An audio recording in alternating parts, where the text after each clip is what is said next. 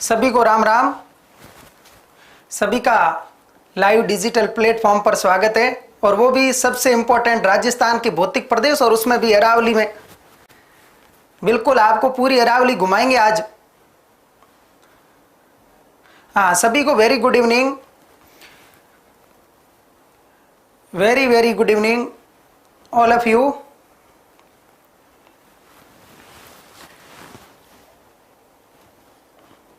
हाँ बिल्कुल टाइम हो गया, आगे है, बिल्कुल आगे हैं। तो सभी का स्वागत है। बात करने जा रहे हैं राजस्थान के भौतिक प्रदेश, और उसमें भी अरावली। यदि आपने 2 तारीख को जो लैब लाइब्रेरियन का जो एग्जाम हुआ उसको देखा हो, तो उसमें कुल 50 क्वेश्चन आए थे जीके के, और उसमें भी कला संस्कृति सबके, उसमें से राजस्थान ज्योग्राफी के 8 क्वेश्चन राजस्थान की अरावली भौतिक प्रदेश से आए थे। 8 क्वेश्चन आए वहां से 50 में से, केवल अरावली से। तो बात करेंगे शुरू अरावली की, एक एक पॉइंट को समझेंगे यहां 1 बाय 1। सबसे पहले देखते हैं अर्थ। अर्थ, अरावली का अर्थ क्या है? तो जो पर्वतमाला है इसका नाम है अरावली, और अरावली का अर्थ है चोटियों की पंक्ति। अरावली का अर्थ क्या है? चोटियों की पंक्ति। चोटियों की पंक्ति। ये संस्कृत भाषा से बना है। किस भाषा से बना है? संस्कृत भाषा से बना है, और जिसका अर्थ क्या है कि चोटियों की पंक्ति। संस्कृत भाषा का शब्द है। भाषा का किस बात कर रहे हैं? अरावली की बात कर रहे हैं। अर्थ ये चोटियों की पंक्ति अरावली के संदर्भ में कहा जाता है। प्रभु राम जी आपको भी नमस्कार, सीआर परियार आपको भी नमस्कार। हाँ, क्लास को कमल सिंह जी लिख रहे हैं, क्लास को आगे शेयर करें, बिल्कुल करें, लाइक करें, शेयर करें, और दबा के इंटरेस्ट लीजिए। यदि मौका है तो इंटरेस्ट लीजिए। ऑफलाइन क्लास है, ऑफ है तो ऑनलाइन का तो इंटरेस्ट लीजिए। और बिल्कुल यहां आपको ऑल ओवर चीज दी जाती है। ऐसा नहीं कि जो चीज करवाई जा रही है वो फुल पहले करवाई जा रही है, मतलब वहां कोई पॉइंट कमी नहीं छोड़ी जा रही है। अब ये तो हो गया अरावली का अर्थ। अब अरावली का निर्माण की बात करते हैं। निर्माण प्रक्रिया। निर्माण प्रक्रिया। निर्माण प्रक्रिया क्या रही? तो अरावली जो पर्वतमाला है उसका निर्माण प्लेटों की अभिसारी गति से हुआ। प्लेटों की 3 प्रकार की गति होती है।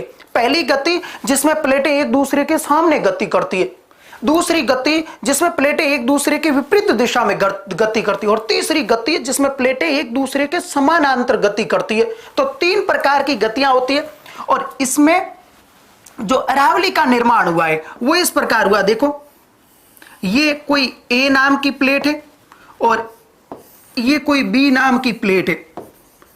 इन प्लेटों के आपस में एक दूसरे के सामने गति करने पर इस प्रकार की गति को कहा जाता है अभिसारी गति। क्या कहा जाता है? अभिसारी गति। जब प्लेटें एक दूसरे के सामने गति करें, ये जैसे ए प्लेट है, ये बी प्लेट है, तो यहां एक भौतिक प्रदेश का निर्माण हो जाएगा बीच में। इससे धरातल नष्ट होता है, और इस प्रकार ये पर्वत बनेगा। और ये निर्माण की प्रक्रिया है किसकी? अरावली की। अर्थात अरावली का निर्माण। क्वेश्चन कैसे पूछा गया इससे? निम्नलिखित में से राजस्थान के किस भौतिक प्रदेश का निर्माण प्लेटों की अभिसारी गति से हुआ है? ए थार मरुस्थल, बी अरावली पर्वतमाला, सी पूर्वी मैदान, और डी हाड़ौती का पठार। तो इसमें सही आंसर क्या है? अरावली पर्वतमाला का निर्माण प्लेटों के अभिसारी गति से हुआ है। अब आगे नेक्स्ट देखते हैं निर्माण काल। निर्माण काल। तो अरावली पर्वतमाला का जो निर्माण समय है ये लगभग है 57 से 65 करोड़ वर्ष पूर्व। करोड़ वर्ष पूर्व इसका क्या हुआ? निर्माण हुआ। किसका? अरावली का। 57 से 65 करोड़ वर्ष पहले इसका निर्माण हुआ। निर्माण काल समय कौन सा था? तो प्री कैम्ब्रियन काल था। कौन सा काल था? प्री कैम्ब्रियन काल था। यह अरावली का निर्माण का काल है, या महाकल्प होते हैं। ये तो है युग, इससे बड़ी जो समय अवधि होती है वो होती है महाकल्प। तो ए जो एक महाकल्प में हुआ, किसका निर्माण? अरावली का।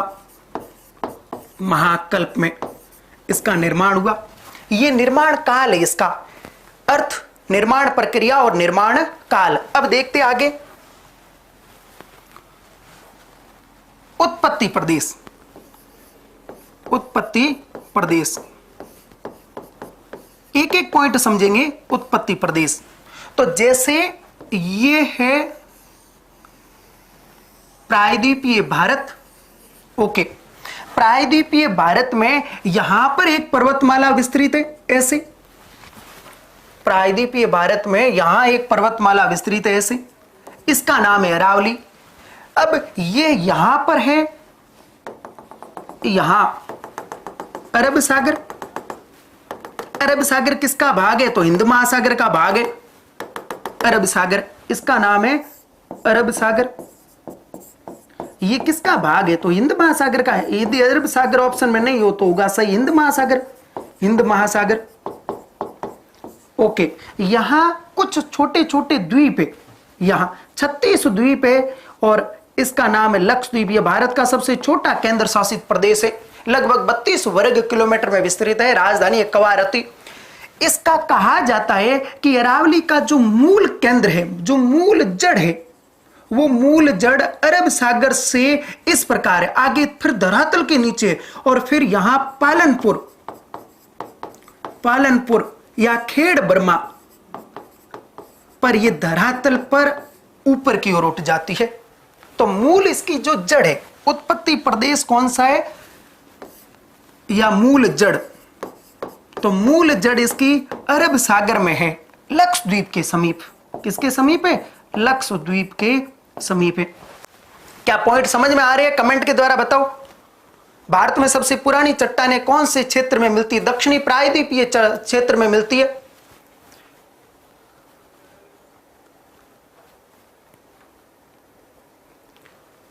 रामकिशन जी गोदारा लिख रहे सर आपका व्हाट्सएप नंबर बिल्कुल यहां पर आप एनी टाइम यहां जो अपने कोचिंग के नंबर है उस पर कॉल करके कोई भी क्वेश्चन पूछ सकते हो, लिखकर राइट डाउन करके भेज देंगे आपको। तो इस प्रकार ये इसका मूल केंद्र है। उत्पत्ति प्रदेश या मूल जड़ कहां है इसकी? अरब सागर में है, लक्षद्वीप के समीप है। किसकी? अरावली की। अब यहां समझना, जैसे अरावली पर्वतमाला के संदर्भ में दो प्रदेश आते हैं, उनको देखते हैं। इससे पहले एक विद्वान है, नाम है वेगनर। वेगनर ने 1912 में, कब? 1912 में महाद्वीपीय विस्थापन सिद्धांत दिया। महाद्वीपीय विस्थापन सिद्धांत दिया। कब दिया? 1912 में। और ये विद्वान कहां के थे? तो ये जर्मनी के थे, नाम है अल्फ्रेड वेगनर। जर्मन विद्वान थे ये। कहां के थे? जर्मनी के थे। ओके, ये क्या कहता है वेगनर? देखो, वेगनर कहता है कि साहब आज से कार्बोनिफेरस काल में, किस काल में? कार्बोनिफेरस काल में समस्त स्थल भाग एक जगह केंद्रित था। इसका उन्होंने नाम दिया पेंजिया। क्या नाम दिया? पेंजिया। ये सुपर कॉन्टिनेंट है, बड़ा विशाल महाद्वीप है। ये सारे जितने भी वर्तमान में आप महाद्वीप देख रहे हो, उत्तरी अमेरिका, दक्षिणी America, Africa, Europe, Asia, Australia, सारे एक जगह केंद्रित थे। उससे वेगनर ने क्या कहा? पेंजिया। अच्छा, इसके चारों ओर क्या था? इसके चारों ओर जलभाग था। ये लो जी, इसके चारों ओर क्या था? जलभाग था। वेगनर ने इस जलभाग का नाम दिया पेंथालासा। क्या नाम दिया? पेंथालासा। अब वेगनर क्या कहता है कि ये पेंजिया है ना, ये पेंजिया कालांतर में ध्रुवीय बल और ज्वारीय बल के कारण दो भागों में टूट गया। मैं नहीं कह रहा हूं, ये वेगनर कह रहा है। जो प्लेट विवर्तनिक सिद्धांत जो बहुत ज्यादा मान्यता प्राप्त है, उसका प्रेरणा स्रोत रहा है यह सिद्धांत। इसका नाम है महाद्वीपीय विस्थापन सिद्धांत। जर्मन विद्वान अल्फ्रेड वेगनर द्वारा 1912 में यह सिद्धांत दिया गया। अब यहां पर जो उत्तरी भाग है इसका, वो तो इस प्रकार, और इसका जो दक्षिणी भाग है, इसका जो उत्तरी भाग है वो इस प्रकार अलग हो गया और दक्षिणी भाग इस प्रकार। और बीच में, इनके बीच में क्या भर गया? जल भाग भर गया। और जो उत्तर वाला भाग है इसको तो कहा गया अंगारा लैंड या लोरेशिया, इसका नाम है अंगारा लैंड, अंगारा लैंड, या इसी का नाम है लोरेशिया, लोरेशिया। और दक्षिण वाला जो भाग है इसका नाम है गोंडवाना लैंड। ये पॉइंट समझाने के लिए इतनी सारी बात की अपन ने, गोंडवाना लैंड। और बीच में कौन सा सागर है? तैतीस सागर है, तैतीस सागर है, जिसका वर्तमान में सबसे बड़ा उदाहरण है प्रशांत महासागर, पैसिफिक ओशियन, जो सबसे बड़ा विश्व का महासागर है। अब आगे क्या हो रहा देखो। अब कालांतर में वेगनर ये कहता है यही बल प्रभावी रहे और ये भाग पुनः टूट गए। अंगारा लैंड से बना उत्तरी अमेरिका, उत्तरी अमेरिका, यूरोप, यूरोप, एशिया, प्रायद्वीपीय भारत को छोड़कर एशिया, और 33 सागर से बनने में है प्रशांत महासागर, प्रशांत महासागर, महासागर। मैदान, अपने जो विशाल मैदान है या कह दो पूर्वी मैदान, पूर्वी मैदान, उसके स्थान पर बना है 33 सागर में हिमालय, इयोसीन, मायोसीन, प्लायोसीन काल में हिमालय। इस प्रकार गोंडवाना लैंड, यहां ध्यान रखना, प्रायद्वीपीय भारत, प्रायद्वीपीय भारत, प्रायद्वीपीय भारत। सबसे प्राचीन चट्टानें कहां पाई जाती? तो प्रायद्वीपीय भारत में पाई जाती है। प्रायद्वीपीय भारत, ऑस्ट्रेलिया, ऑस्ट्रेलिया, अफ्रीका, ये इस प्रकार बने। यहां ध्यान रखना, इसमें एक भौतिक प्रदेश बना है प्रायद्वीपीय भारत, और ये प्रायद्वीपीय भारत है वो इस प्रकार, ये है प्रायद्वीपीय भारत। इस प्रायद्वीपीय भारत की उत्तरी सीमा है अरावली, फिर विंध्याचल पर्वतमाला, मालवा का पठार, फिर बघेलखंड, बघेलखंड, छोटा नागपुर का पठार और मेघालय का पठार। तो ये जो अरावली है ना, ये अरावली किसका भाग है? तो ये प्रायद्वीपीय पठार का भाग है। प्रायद्वीपीय पठार किसका भाग है? गोंडवाना लैंड का भाग है। अर्थात अरावली जो पर्वतमाला है यह गोंडवाना लैंड का भाग है। सबसे प्राचीनतम राजस्थान का भौतिक प्रदेश है। सबसे प्राचीनतम भौतिक प्रदेश कौन सा है? अरावली है। अब यहां क्या निष्कर्ष क्या निकला? निष्कर्ष ये निकला कि जो अरावली पर्वतमाला है, अरावली गोंडवाना लैंड का भाग है, भाग है। यह सबसे प्राचीनतम राजस्थान का भौतिक प्रदेश है, प्राचीनतम भौतिक प्रदेश है, भौतिक प्रदेश है। कौन? अरावली।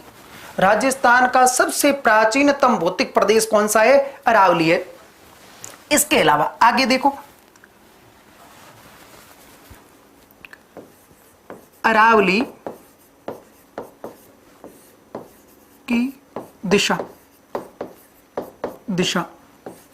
तो अरावली की दिशा कैसे देखो? राजस्थान के संदर्भ में और भारत के संदर्भ में दिशा तो वही रहेगी।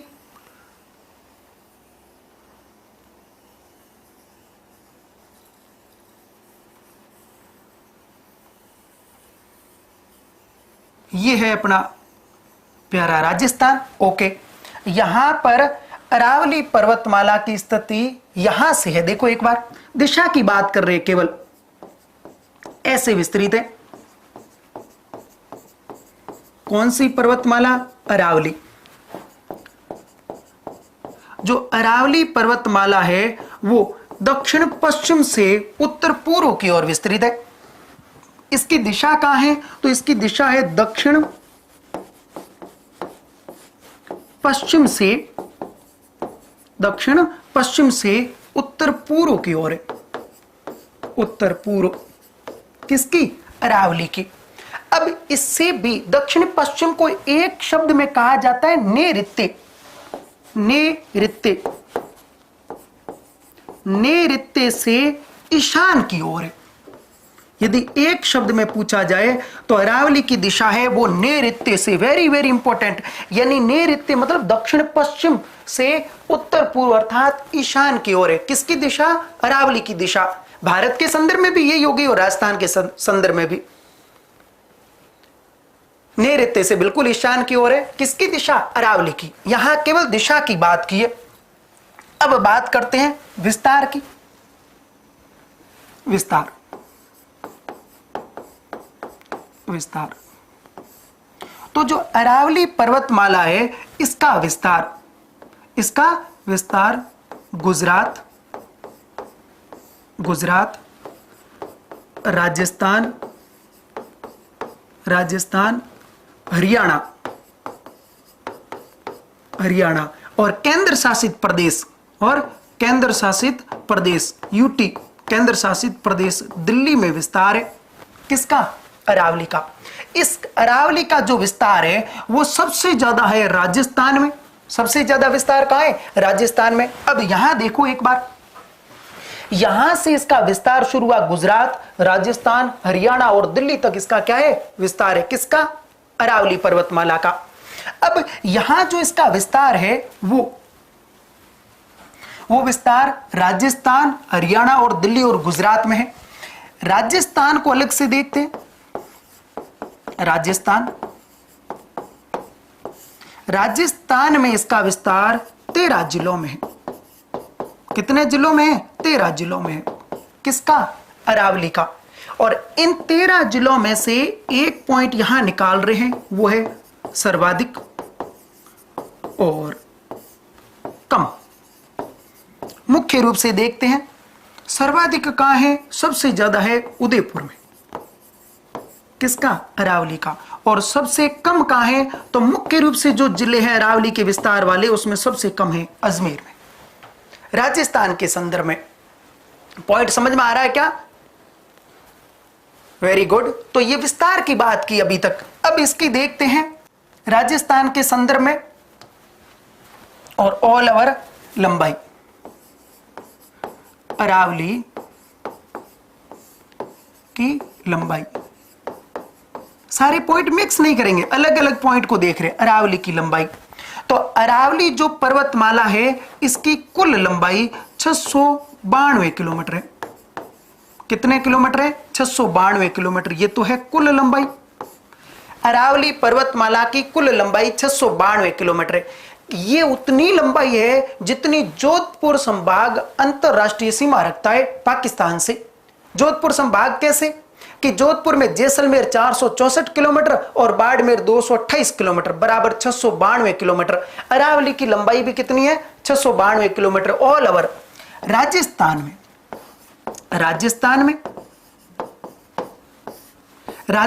इसकी लंबाई है 550 किलोमीटर।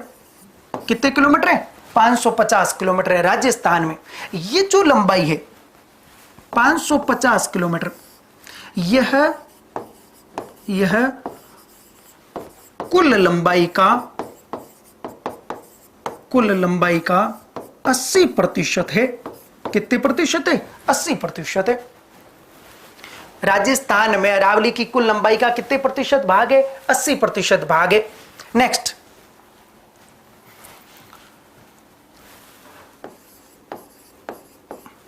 शुरुआत व अंत। अरावली के संदर्भ में शुरुआत कहां से होती है और अंत कहां होता है? देखो एक बार इस मानचित्र में देखते हैं अपन ने जो बना रखा है। तो यहां समझना अरावली की शुरुआत, स्टार्टिंग पॉइंट और ending point, starting and ending point. Ending point कहां से? देखो एक बार, यहां एक जगह है, इस जगह का नाम है पालनपुर। यह है गुजरात में पालनपुर। यहां इस पालनपुर के दक्षिण में यहां एक जगह है खेड़ ब्रह्मा। ध्यान रखना खेड़ ब्रह्मा गुजरात में है। अधिकांश किताबों में राजस्थान के सिरोही में लिखा हुआ है, नहीं, कहां पर है? गुजरात में है। पालनपुर या खेड़ ब्रह्मा से यह अरावली शुरू होती है। ओके, और इसका विस्तार है कहां तक? तो इसका विस्तार है उत्तर में रायसीना हिल्स तक। उत्तर में कहां तक है? रायसीना हिल्स तक।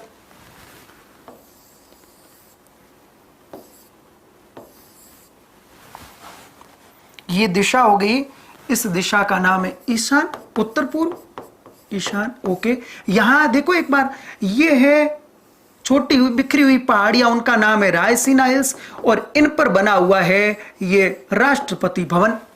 ये कौन सा भवन है? तो ये है राष्ट्रपति भवन। राष्ट्रपति भवन का जो वास्तुकार था ना, वो भाई लुटियंस था भवन। और ये कहां बना हुआ? तो ये रायसीना हिल्स पर बना हुआ है। रायसीना हिल्स, रायसीना हिल्स किसका भाग है? अरावली का है। कहां विस्तृत है? दिल्ली में है। ये इनका एंडिंग पॉइंट है, स्टार्टिंग पॉइंट है पालनपुर, खेड़ बर्मा, गुजरात से। और रायसीना हिल्स इस राष्ट्रपति भवन का, इस राष्ट्रपति भवन का वास्तुकार कौन है? तो इसका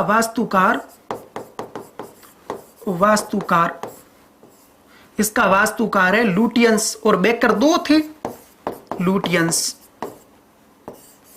इसका वास्तुकार है। अरावली पर्वतमाला की यह स्थिति है किसके संदर्भ में? राजस्थान के संदर्भ में। अब यहां से ऑल ओवर एक पॉइंट निकलकर यह आया कि अरावली है क्या? तो यह विश्व की प्राचीनतम वलित अवशिष्ट पर्वतमाला है। लो जी,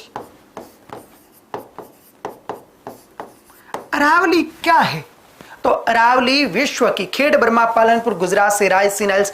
आपके कोई भी क्वेश्चन हो, आपको टाइम दूंगा, बिल्कुल आप बेझिझक पूछ सकते हो, उत्तर देने की पूरी कोशिश करूंगा।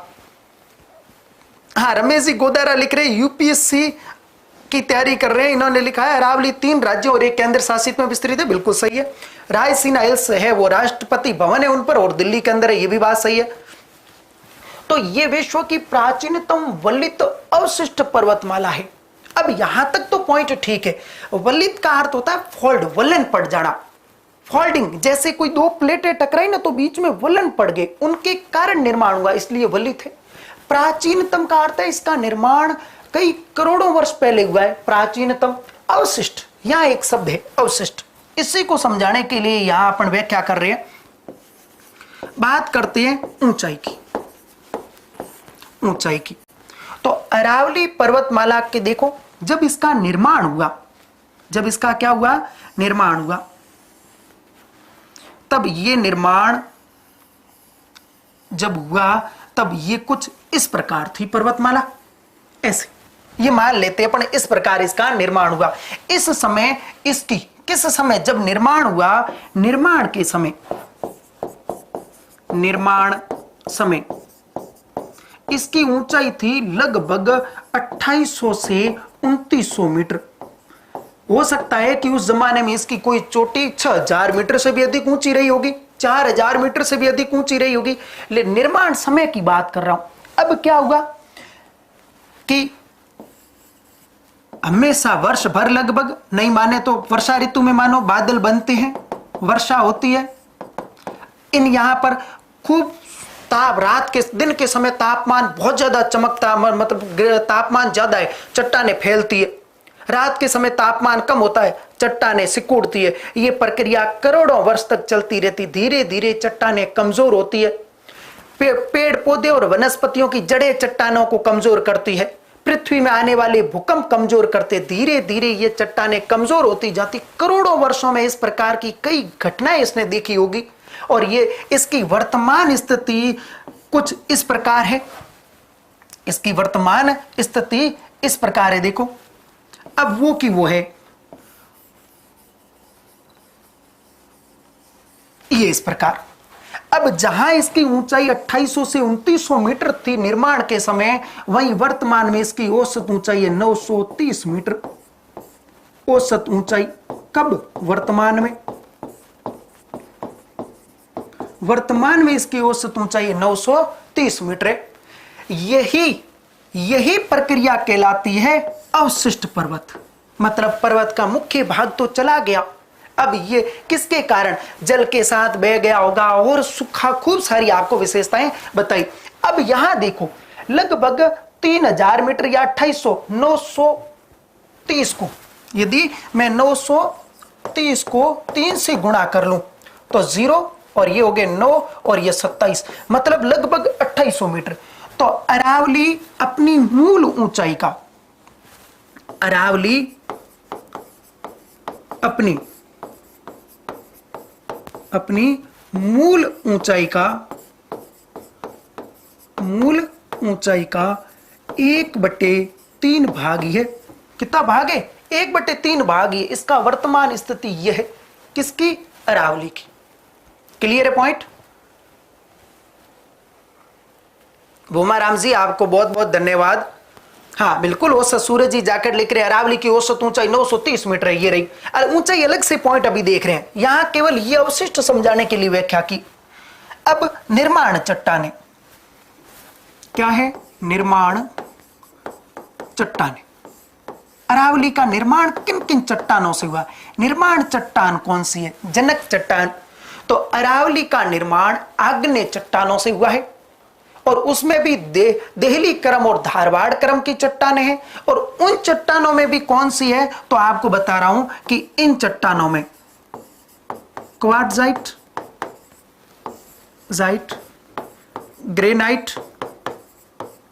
ग्रेनाइट और नीस जैसी चट्टानें अरावली में पाई जाती है।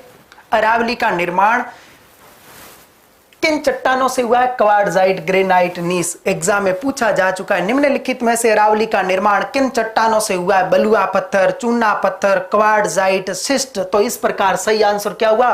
क्वार्ट्जाइट। हाँ एक मिनट, क्या पूछ रहे हो? वल्लित, हाँ तरुण पूछ रहे हैं सर ऑप्शन में वल्लित पर्वतमाला और अवशिष्ट पर्वतमाला दोनों आंसर हो तो ऐसा होगा नहीं, क्योंकि अवशिष्ट यही है और अवशिष्ट है और वल्लित दोनों है, तो अवशिष्ट ज्यादा सही होगा।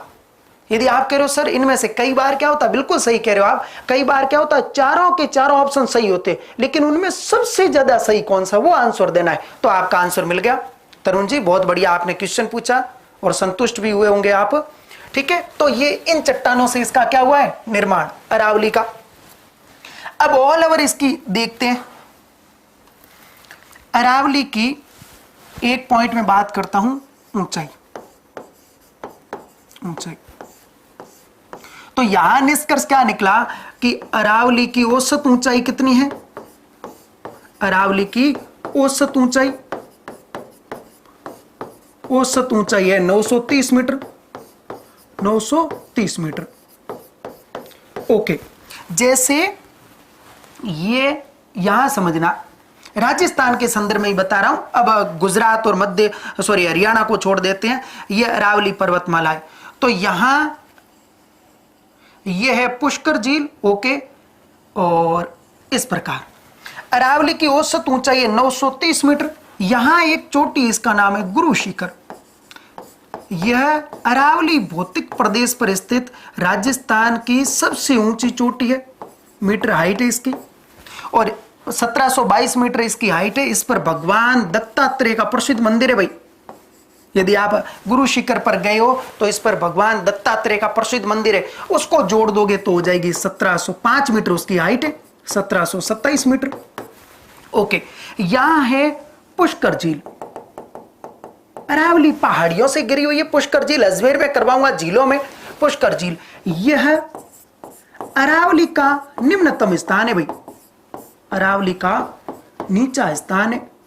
सबसे नीचा अरावली का कौन सा स्थान है? तो पुष्कर झील है। नीचा स्थान पुष्कर, इसका नाम है पुष्कर।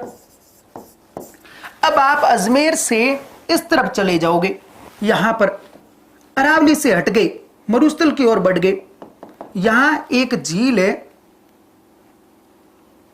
और इस झील का नाम है सांबर झील। इस झील का नाम है, इस झील का क्या नाम है? सांबर झील।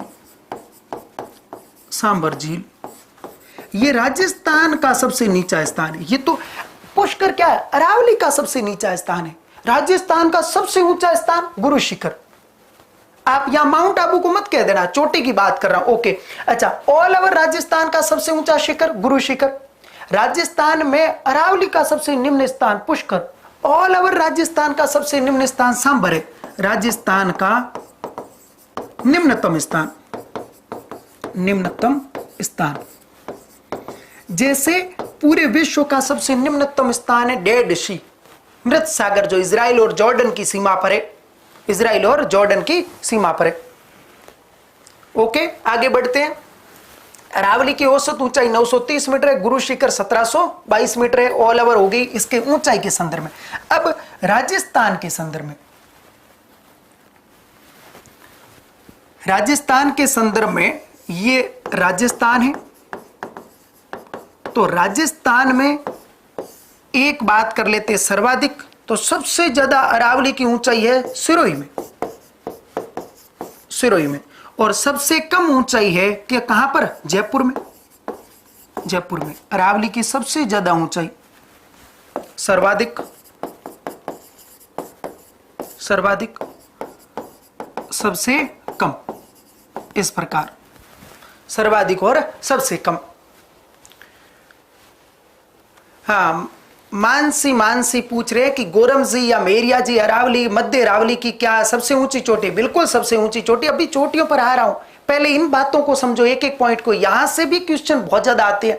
मेरिया जी की हाइट है 933 मीटर, ऑब्लिक 934 कह दो, क्योंकि 933.7 मीटर है। मेरिया जी, टॉडगढ़ या गोरम जी। मध्य अरावली की सबसे ऊंची चोटी अजमेर में है, दूसरी तारागढ़ है और तीसरा नाग पहाड़ है। तो ये तो बात होगी ऊंचाई के संदर्भ में, अरावली की ऊंचाई और निर्माण चट्टाने हो गई। अब विशेषताएं देखते हैं, विशेषताएं किसकी? अरावली की विशेषताएं। एक एक विशेषताएं देखते हैं। पहला, यह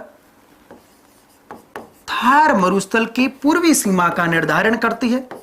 थार मरुस्थल की पूर्वी सीमा का निर्धारण करती है, सीमा का निर्धारण करती है। कौन सी पर्वतमाला? अरावली। निर्धारण कैसे करती है? देखो एक बार, निर्धारण कैसे करती है उसको देखते हैं। मानचित्र में अभी आपको बताया होगा मैंने, ये रहा, यहां देखो, ये पूरा थार मरुस्थल है और इसकी पूर्वी सीमा का निर्धारण कौन कर रही है? अरावली पर्वतमाला कर रही है। नेक्स्ट, अगला पॉइंट देखते हैं। ये पूर्व मरुस्थल की पूर्वी सीमा का निर्धारण, यह भारतीय महान जल विभाजक का भाग है। भारतीय महान जल विभाजक का क्या है? भाग है।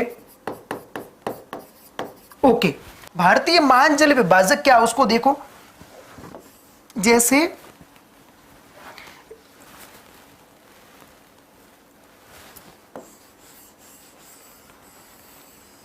ये प्रायद्वीपीय भारत है, यहां एक पर्वतमाला है, देखो इसका नाम है अरावली पर्वतमाला, यहां तक। फिर विंध्याचल के सहारे चलो, यहां आ जाएगी अमरकंटक, सतपुड़ा के सहारे वापस आ जाओ और फिर पश्चिमी घाट के सहारे चलो। ये भारत की महान जल विभाजक रेखा है, जिसमें अरावली, अरावली, अमरकंटक, अमरकंटक। अमरकंटक क्यों, इसका अर्थ क्या, अभी वो बताऊंगा आपको कि महान जल विभाजक रेखा का अर्थ क्या, वो भी बताऊंगा। पश्चिमी घाट। अब यूं समझो जैसे यहां कोई वर्षा की बूंद गिरी है इस तरफ, तो वो आ जाएगी अरब सागर में, और वर्षा की बूंद कोई इधर गिरी है, वो चली जाएगी बंगाल की खाड़ी में। मतलब जल का विभाजन कर रही है, जल का क्या कर रही है? विभाजन। अब आप कहोगे सर ये पश्चिमी घाट कैसे? तो फॉर एग्जांपल यहां त्र्यंबक नासिक जिला से गोदावरी नदी निकली, बंगाल की खाड़ी में जा रही है। इस साइड से जैसे शरावती नदी कर्नाटक निकली, अरब सागर में गिर रही है। यहां अरावली के इधर से कोई नदी निकल रही है, बंगाल की खाड़ी में जाएगी। कोई इधर से निकल रही है तो वो अरब सागर में जाएगी। Very very important. यह भारतीय महान जल विभाजक का क्या है? भाग है। कौन सी पर्वतमाला? अरावली। यह है वो महान जल विभाजक रेखा। अच्छा, नेक्स्ट है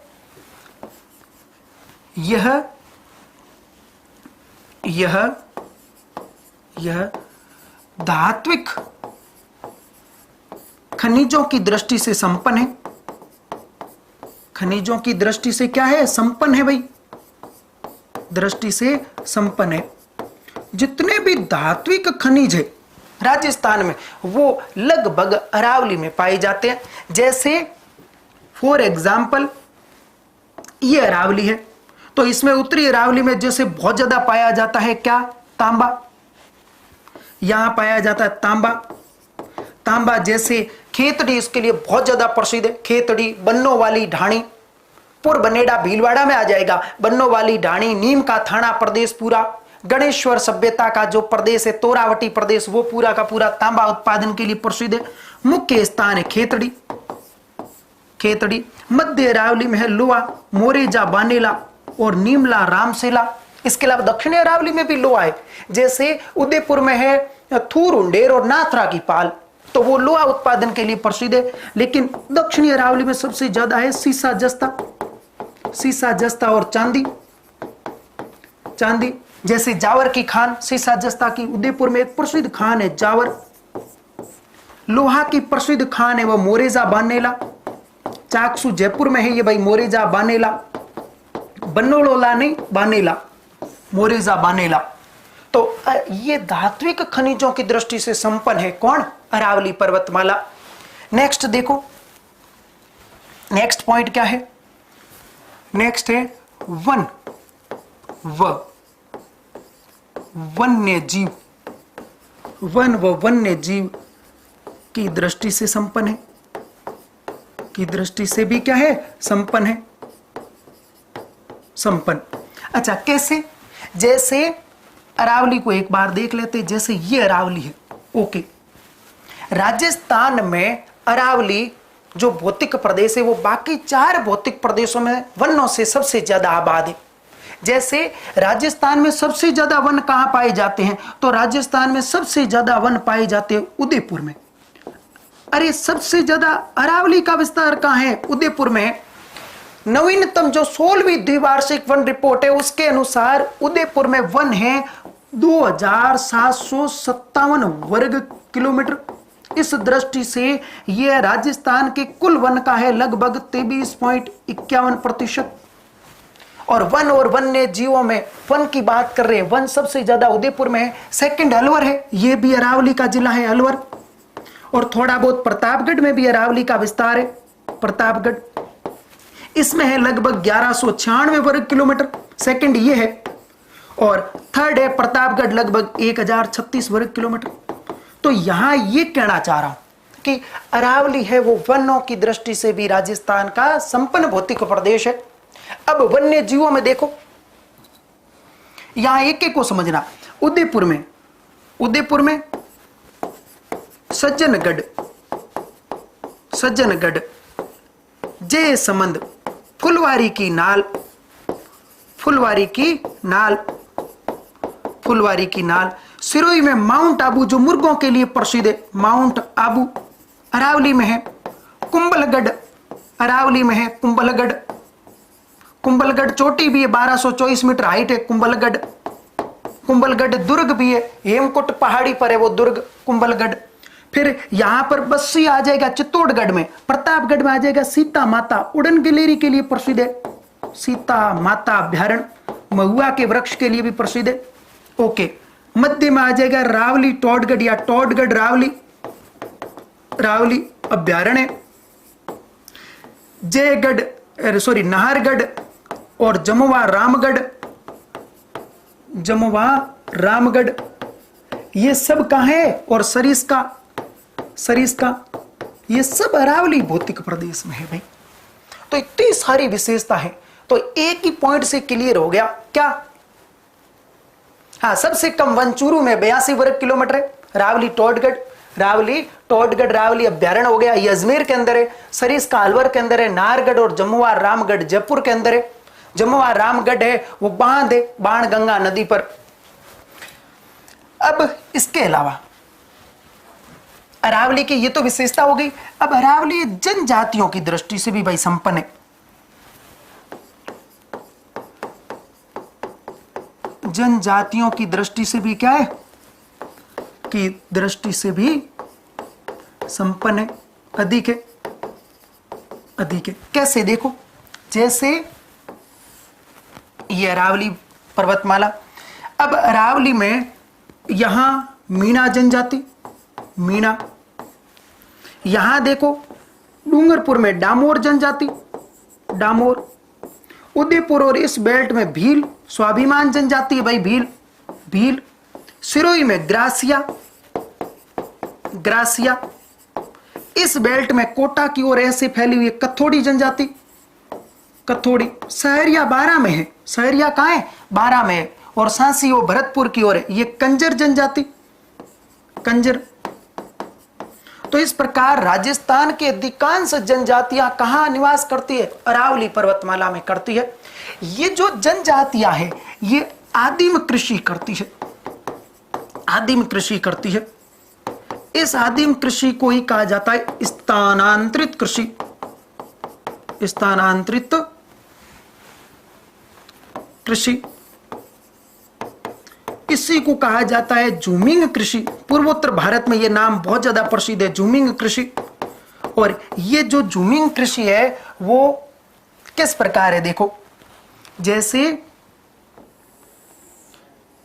ये अरावली पहाड़ी भाग है और इसके पास में ही कोई मैदानी भाग है, ओके। यदि ये झूमिंग कृषि आपने यदि पहाड़ी इलाकों में की तो इसे कहा जाएगा चिम्माता, चिम्माता। और यदि यही आदिवासी लोग मैदानी भागों में करेंगे तो इसे कहा जाएगा दजिया। क्या कहा जाएगा? दजिया। और राजस्थान में इस स्थानांतरित कृषि को कहा जाता है वालरा, वालरा। अरावली या पहाड़ी भागों में आदिवासी जनजातियों द्वारा स्थानांतरित, समय समय पर ये बहुत कम समय में स्थान परिवर्तित कर लेते हैं। पीछे वाला क्षेत्र बंजर हो जाता है, छोड़ देते, स्थानांतरित। या इसको बोलते हैं कीर्तन दहन कृषि, मतलब एक एरिया के वनों को जलाकर उसमें जो कृषि की जाती है उसको कहा जाता है कीर्तन दहन कृषि। इस प्रकार तो राजस्थान में वालरा, पहाड़ी प्रदेशों में चिम्माता और मैदानी प्रदेशों में से क्या कहा जाता है? दजिया। 3 साल में एक बार क्या होती है? सीमा जी लिख रहे हैं, चला गया। चिम्माता पहाड़ी और दजिया मैदानी भाग, बिल्कुल, चिम्माता पहाड़ी और दजिया मैदानी भाग में। हाँ, स्क्रीनशॉट लेने का खूब टाइम मिलता है आपको। मैं वैसे टेक्निकल टीम समय समय पर हटाती रहती है जब मेन पॉइंट होता है तब। तो ये जनजातियों की दृष्टि से क्या है? संपन्न प्रदेश है। तुलना,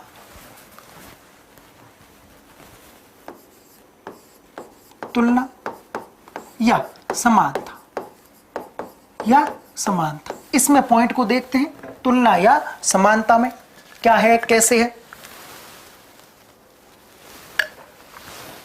तो ऐसे देखो भाई कि अरावली की तुलना 3 तरह से करेंगे। पहले एक पर्वत है अमेरिका में, नाम है अपलेशियन। क्या नाम है? अपलेशियन पर्वत। समय की दृष्टि से यह अपलेशियन अरावली के समकालिक है। समकालिक है समय की दृष्टि से, बनावट नहीं, लंबाई नहीं, चौड़ाई की दृष्टि से नहीं, किसकी दृष्टि से? समय की दृष्टि से, मतलब समकालिक है, समकालिक है समय की दृष्टि से, ओके। अब अरावली का विस्तार कैसे है? देखो एक बार, ऐसे है ना भाई, ऐसे। अभी अपन ने खूब डायग्राम बनाए अरावली के, ऐसे जैसे ये लो, ये लो। तो यहां निष्कर्ष क्या निकला कि शरीर में इसकी आकृति कर्णवर्त के समान है, के समान है। ये आकृति है, वो तो समकालिक है, ये आकार की दृष्टि से है। यहां काम क्या चीज आ रही है? आकार, ओके। नेक्स्ट पॉइंट देखना। अब अरावली को बनाते हैं एक बार पुनः, जैसे थोड़ी बढ़िया बनाते हैं इस बार। ये अरावली उत्तर पूर्व में कम चौड़ी है, मध्य में थोड़ी संकीर्ण है और दक्षिण में ज्यादा चौड़ी, ओके। अब अपन इसको मिला देते हैं यहां से, क्योंकि पहाड़ियों का ये प्रदेश है। यहां अपन ने बीच में इसमें लगा दिए तार, ये लो, यहां इसके ये लगा दिए जिनको आप कला संस्कृति में खूब पढ़ते हो, इस प्रकार। और ये तैयार हो गया क्या? तत्वाद्य यंत्र तानपुरा, तत्वाद्य यंत्र। और तत्वाद्य यंत्र इसका नाम, इसको कहा जाता है तानपुरा, तानपुरा। तो आकृति की दृष्टि से ये भी आकार आएगा, यहां भी क्या है? आकार। आकार की दृष्टि से अरावली खनिजों का अजायब घर अपलेशियन को नहीं कहा जाता। खनिजों का, हालांकि उसमें कोयला और लोहा खूब पाया जाता है अपलेशियन में, अमेरिका में विस्तृत है। अमेरिका में भी पूर्वी अमेरिका के जो राज्य है, वर्जीनिया, पश्चिमी वर्जीनिया, वहां पर है। तो इस प्रकार ये हो गई क्या, आकार की दृष्टि से अरावली की तुलना हो गई। किसकी तुलना हुई है? अरावली पर्वतमाला की। तत्वाद्य यंत्र तानपुरा की तरह है इसकी। इसके आगे देखते हैं,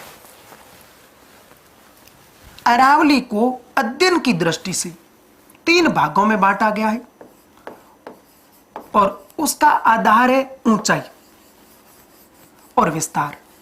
ऊंचाई और अरावली में एक पॉइंट यहां समझा रहा हूं, इसको समझना। अरावली में आप उत्तर पूर्व से नॉर्थ ईस्ट, साउथ वेस्ट, दक्षिण पश्चिम की ओर जाओगे तो आप उत्तर पूर्व से दक्षिण पश्चिम की ओर जाओगे तो ऊंचाई और विस्तार दोनों बढ़ेंगे। क्या पॉइंट क्लियर है? ऊंचाई और विस्तार दोनों क्या है? बढ़ेंगे। राज्य में बिल्कुल, राजस्थान को खनिजों का अजायब घर कहा जाता है राज्यों में, और जबकि कोई प्रदेश पूछा जाए तो वो छोटा नागपुर पठार है, खनिजों का अजायब घर छोटा नागपुर पठार। तो यहां जो विस्तार और ऊंचाई है वो इस तरफ बढ़ेगी। किसकी? अरावली की।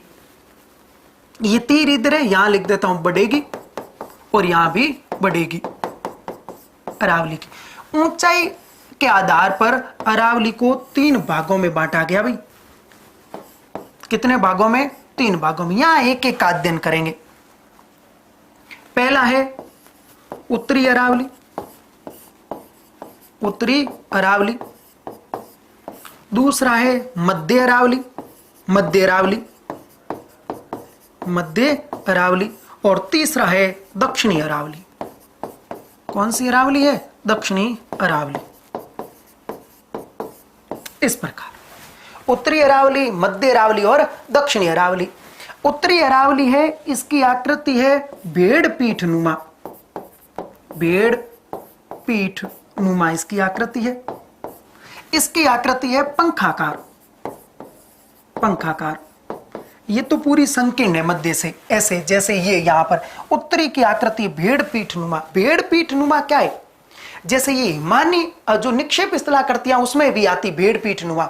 ऐसा है कि उत्तरी अरावली को ऑल ओवर देखोगे ना तो ऐसा ही लगता है कि कोई किसी भेड़ को देख रहे हैं जिसका मुख अपनी विपरीत दिशा में है, मतलब उसकी पीठ दिख रही है। तो भेड़ पीठ नुमा आकृति किसकी? उत्तरी अरावली की। और मध्य अरावली की कैसी है? पंखाकार है उत्तरी अरावली की। और आप उत्तर पूर्व से दक्षिण पश्चिम की ओर जाओगे तो ऊंचाई और विस्तार दोनों बढ़ेंगे, और यदि उल्टा पूछ ले तो घटेंगे। यहां ये समझाने की जरूरत नहीं है, विपरीत पूछ ले तो घटेगा। उत्तरी अरावली का जो विस्तार है ना भाई, वो मुख्य रूप से जयपुर, अलवर और सीकर में है। झुंझुनू भी आएगा इसमें, लेकिन मुख्य रूप से इसमें है। मध्य अरावली का विस्तार है मुख्य रूप से अजमेर में, अजमेर में। और दक्षिणी अरावली का मुख्य रूप से विस्तार है, दक्षिणी अरावली का मुख्य रूप से विस्तार है उदयपुर, उदयपुर, सिरोही। और 10 अप्रैल 1991 को उदयपुर से अलग हुआ तिलक जैसी आकृति वाला जिला राजसमंद। इन 3 जिलों में विस्तार है। किसका? अरावली का, वो भी दक्षिणी अरावली। इस बार एग्जाम में ये क्वेश्चन बहुत ज्यादा पूछे जा रहे हैं कि कौन सी चोटी उत्तरी अरावली की है और कौन सी नहीं है, या कौन सी चोटी दक्षिणी अरावली की है। इस प्रकार अब उत्तरी अरावली में एक पॉइंट यहां ये देखो, मुख्य मुख्य पॉइंट यहां बात कर रहे हैं। एक चोटी है रघुनाथगढ़, हाइट है 1055 मीटर। ये उत्तरी अरावली की सबसे ऊंची चोटी है भाई। कहां है? सीकर में है, सीकर में। फिर खो है, खो नागौरियन, सारी क्रम वाइज बताऊंगा। अजमेर में सबसे ऊंची जो चोटी है उसका नाम है मेरिया जी, मेरिया जी, या टोडगढ़, सॉरी, या टोडगढ़, या इसी को कहते हैं गोरम जी। इसकी हाइट है 933 मीटर, 933 मीटर। और दक्षिणी अरावली की जो सबसे ऊंची चोटी है इसका नाम है गुरु शिखर। ये हिमालय और दक्षिणी भारत के बीच सबसे ऊंची चोटी, हाइट है 1722 मीटर या 5650 फीट, और ये सिरोही के अंदर है।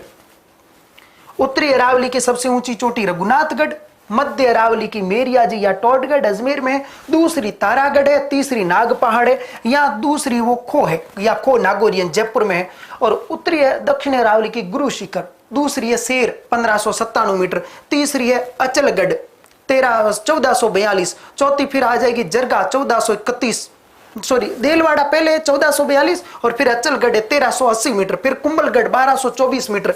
एक एक की बात करेंगे। अब सबसे पहले उठाते हैं उत्तरी अरावली। उत्तरी अरावली देहली क्रम और धारवाड़ क्रम की चट्टानों से बनी हुई है उत्तरी अरावली। उत्तरी अरावली में कोई घाट या दर्रा नहीं पाया जाता। घाट और दर्रा क्यों नहीं पाया जाता उत्तरी अरावली में? उसका कारण यह कि बिखरी हुई पहाड़ियों का अधिक प्रदेश है। उत्तरी अरावली में एक है, दो पठार है, एक है काकण वाड़ी पठार और एक है कैरोच का पठार, कैरोच का पठार, या इसको क्रास का भी कहते हैं, क्रास का पठार। दो प्रसिद्ध पठार है इसमें, दो ही पठार है कैसे दो, ये तो इनको पढ़ना पड़ेगा। जैसे ये ऐसे,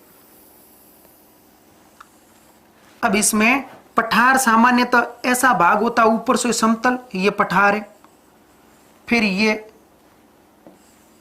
बीच में ऐसे भाग है, फिर आगे ये पठार आ गया ऐसे।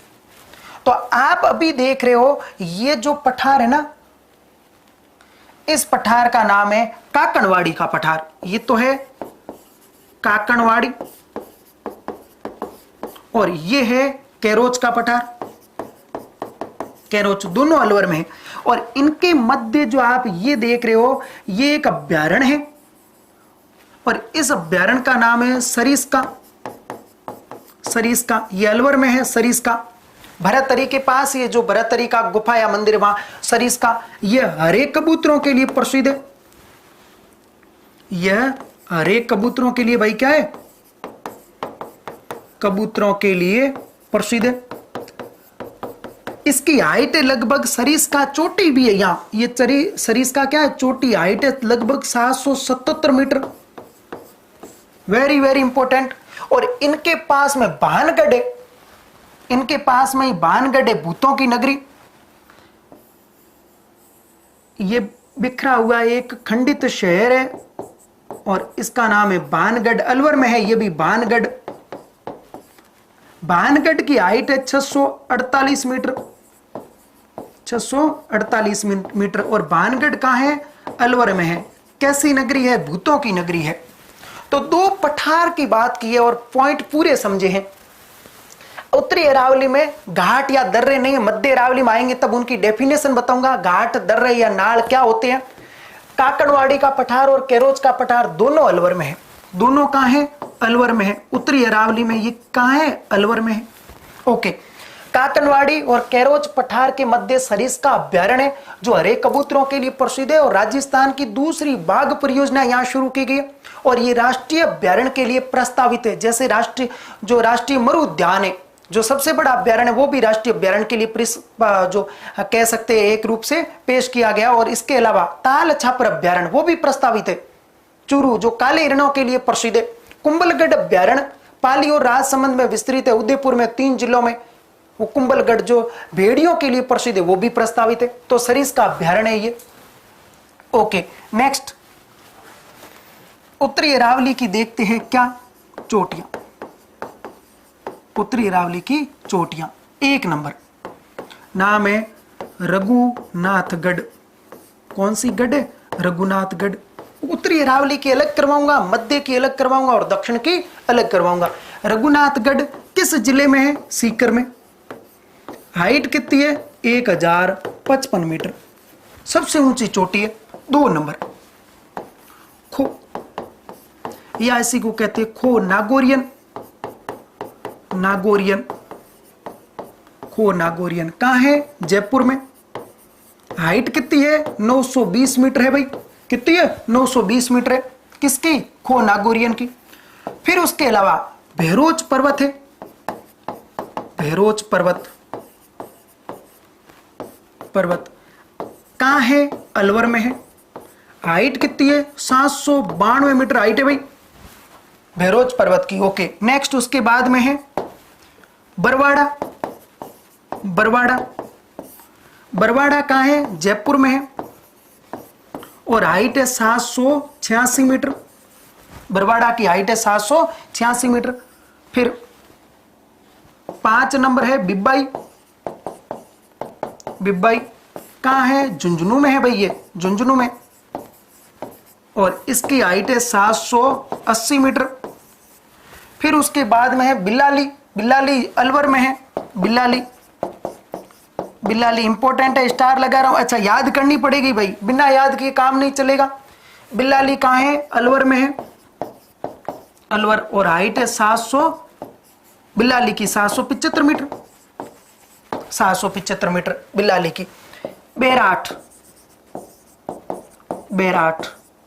बैराट पुराना नाम विराटनगर है, जयपुर से लगभग 85 किलोमीटर दूर है। हाइट है 704 मीटर, 704 मीटर। यह उत्तरी अरावली की प्रमुख चोटियां हैं।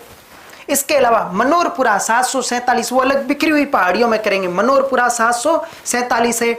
जयगढ़ है वो 648 है। नाहरगढ़ 599, उनकी अलग बात करेंगे। लास्ट पॉइंट समझा देते हैं आपको, फिर उसके बाद आपके नेक्स्ट भी हिंदी की क्लास है, उसको एंजॉय करना आप। यहां जैसे ये है, ये प्रदेश है, ओके, यहां ये पहाड़ियां हैं,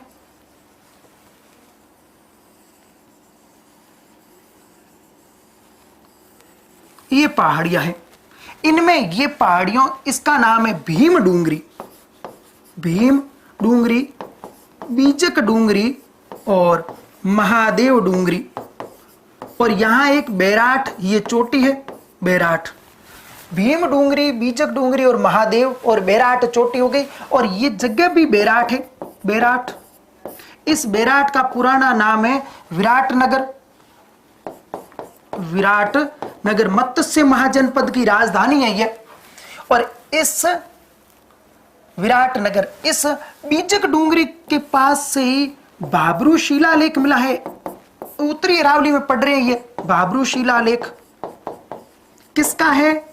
मौर्य सम्राट अशोक का है ये, मौर्य सम्राट अशोक का है ये खंडित शिलालेख है, भाबरू शिलालेख। इस बैराट से, जो मत्स्य महाजनपद की राजधानी है, यहां से बौद्ध धर्म की जानकारी प्राप्त होती है भाई। बौद्ध धर्म की जानकारी क्या होती है? प्राप्त होती है। मौर्यकालीन जानकारी भी प्राप्त होती है और बौद्ध धर्म की जानकारी भी यहां से प्राप्त होती है।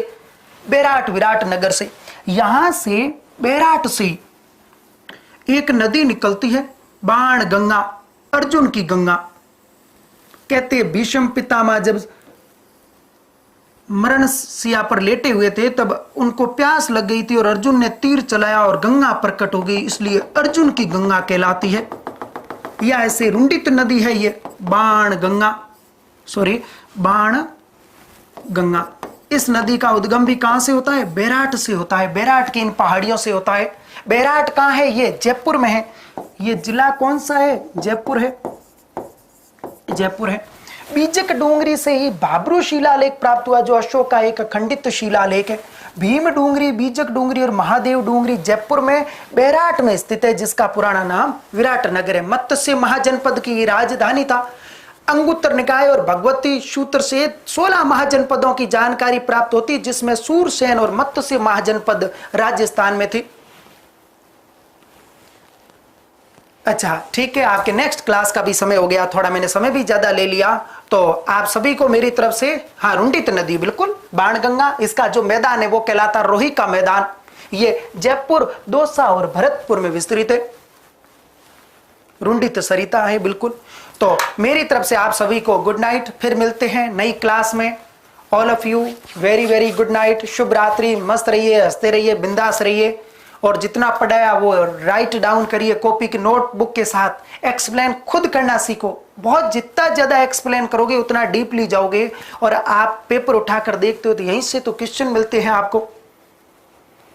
विजय जी लिख रहे हैं सर क्लास का आनंद आ गया, बहुत बहुत धन्यवाद। बाण गंगा को रोहित रुंडित नदी क्यों कहते हैं? क्योंकि ये नदी कई जलधाराओं में बटकर चलती है, इसलिए इसे रुंडित या गुंफित नदी कहते हैं। और किसी का क्वेश्चन हो तो पढ़े हुए में से तो भी पूछ लो, अरावली के संदर्भ में तो भी पूछ लो जल्दी जल्दी। बड़ दर्रा पाली में है, मध्य अरावली का दर्रा है। आप नागौर से हो पूजा चौधरी, वेलकम पूजा जी, नागौर से आपका स्वागत है। बढ़िया क्लास का आपने नागौर से इंटरेस्ट लिया।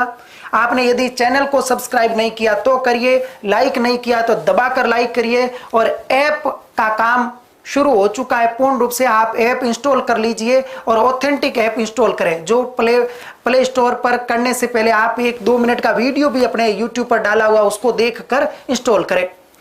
अच्छा, उसमें पासवर्ड आप खुद बना दीजिए पासवर्ड की, और थोड़ी समस्या आ रही है, बस शुरू हो जाएगी बिल्कुल, तो आप एक बार उसको इंस्टॉल कर लें। ओके जी, वेरी वेरी गुड नाइट।